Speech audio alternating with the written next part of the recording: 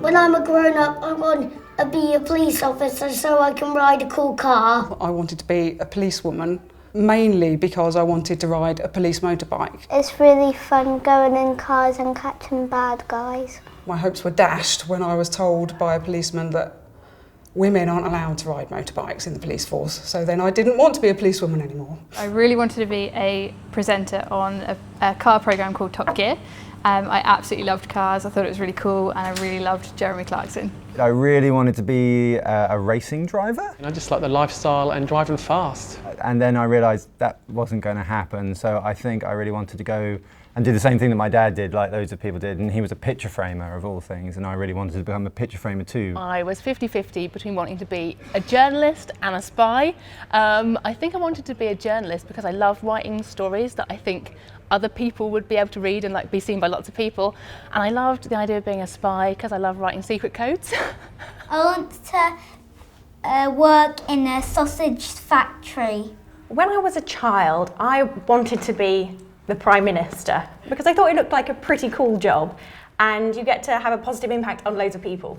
So it looked quite fun. When I was a child, I wanted to be Prime Minister. Then I was going to be a lawyer. I don't know where that came from. I wanted to either be a solicitor, a barrister, something like that. My dad had worked in teaching law and I always found that very interesting. Well, I really wanted to be a judge. I have a passion about things being fair and I'm really good at making decisions. I didn't necessarily know what I wanted to be, but I knew what really interested me. I loved sociology. So as a hobby, I started studying a social science degree with the Open University. And while I don't do social science now, it's so helpful at work. And also someone saw me studying when I was at work and they thought, if she's got that level of commitment to be studying at work in a lunch break, we should give her an opportunity to do something that really pushes her.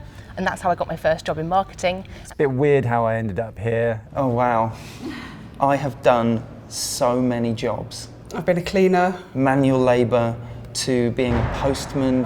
I've been a postwoman. I was a tattoo artist for a while and that somehow brought me to the world of insurance. At the moment I have 3 different part-time jobs that I do. So I work in a school as an invigilator. I also work at the university that I'm at as a student guide and also a note taker for another student.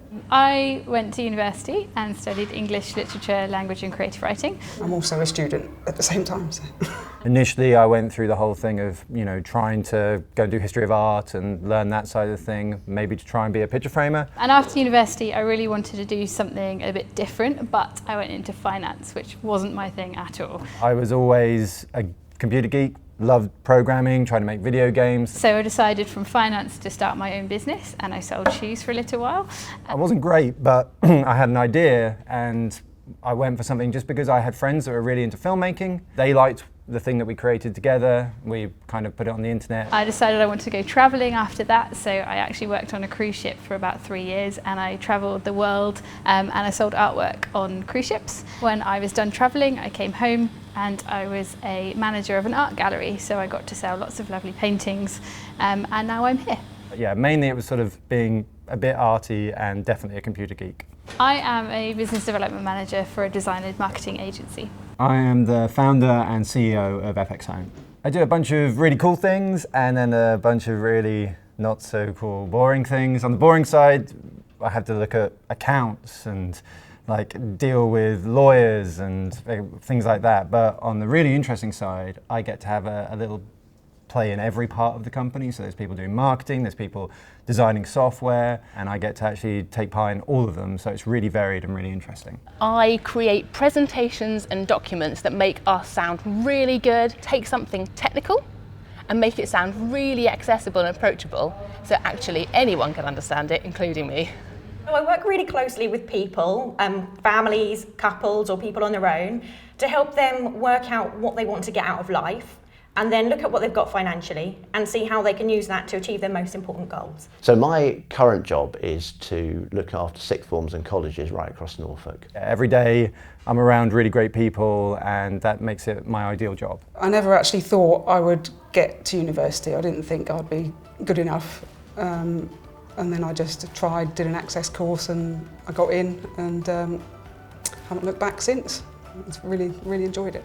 If you want to do something, what do you have to do to get there? You know, learn basic things and keep at it even if it's boring, because it's amazing how you can miss out on basic stuff that you then do need later in life. I think the main advice that I would have liked to have been given back when I was younger is that you really don't have to make the decision right now. I didn't do programming through the entire school or high school, and I'm a programmer now. So. You'll know when something feels right, you'll know when something makes you happy. If you love your job, then you'll be successful. Always do a job that you enjoy. I've always done a job I loved, which means it makes getting up in the morning very easy.